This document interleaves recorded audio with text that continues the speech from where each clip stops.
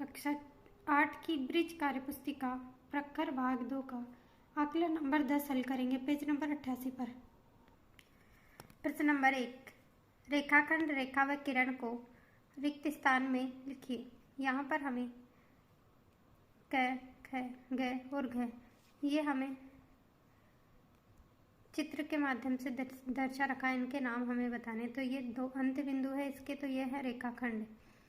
इस अगली आकृति को देखिए, ख वाली, यहाँ पर एक अंत बिंदु है और एक सिरे को हम अनंत तक बढ़ा सकते हैं, तो ये है किरण। ग में है रेखाखंड, यहाँ दोनों अंत बिंदु हैं। रेखाखंड एक निश्चित लंबाई होती है, उसे हम आगे नहीं बढ़ा सकते, तो ये है रेखाखंड। ये है रेखा, इसमें दोनों बिंदुओं को हम अनंत तक बढ़ा सकते हैं, इसकी कोई निश्चित लंबाई नहीं होती, तो ये है रेखा। प्रश्न नंबर 2, दिए गए त्रिभुजों की कोई एक माध्यिका खींचिए। तो यहाँ पर देखिए हमें ये प्रश्न दे रखा, त्रिभुज दे रखा है PQR, इसमें कोई एक माध्यिका हमको खींच कर बतानी है। तो माध्यिका शीर्ष से सामने वाली भुजा के मध्य बिंदु को मिलाने वाली लाइन रेखा माध्यिका कहलाती है। तो ये Q और R, इसे दो बराबर भागों में बांट रही है। तो ये PS हमने यहाँ एक माध्यिका खींची है, Q बिंदु से खींचेंगे तो ये PR रेखा पर खींचेगी और R बिंदु से खींचेंगे तो PQ रेखा पर। इसी प्रकार ABC त्रिभुज में C से हमने AB भुजा पर एक माध्यिका खींची है जिसका नाम है CD।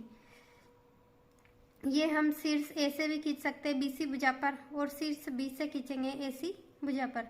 तो यहाँ हमें केवल एक माध्यिका खींचकर बतानी थी, तो मैंने यहाँ एक माध्यिका दोनों में खींच रखी है।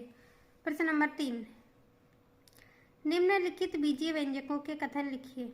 यहाँ देखिए हमें बीजीय व्यंजक दिए हुए से हमें कथन के माध्यम से बताना है। तो Z/2 का कथन मैंने यहाँ लिखा है। राम के पास कुछ आम थे जिसे वह अपने दो दोस्तों में बराबर बांटता है। अगला देखिए P-1/2, किसी संख्या में से 1/2 घटाने पर। नेक्स्ट x + 2x, किसी संख्या के दुगने में वही संख्या जोड़ने पर।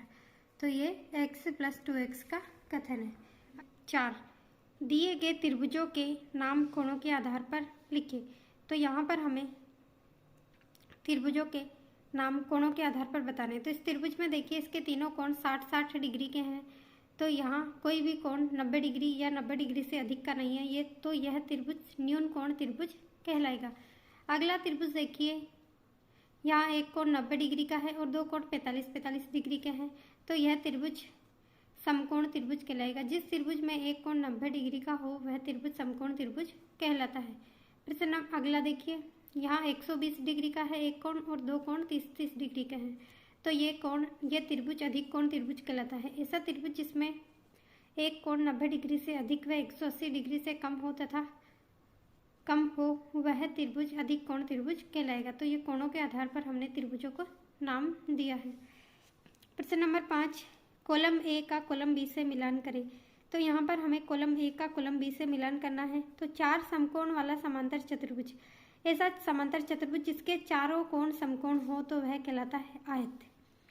4 बराबर भुजाओं वाला समांतर चतुर्भुज, अगर समांतर चतुर्भुज की हम चारों भुजाएं बराबर कर दें तो वह समचतुर्भुज कहलाएगा। 4 कोण समकोण वाला समचतुर्भुज, ऐसा चतुर्भुज जिसमें चारों कोण समकोण हो वह कहलाएगा वर्ग। तो इस प्रकार से हम आकलन नंबर 10 पूरा करते हैं।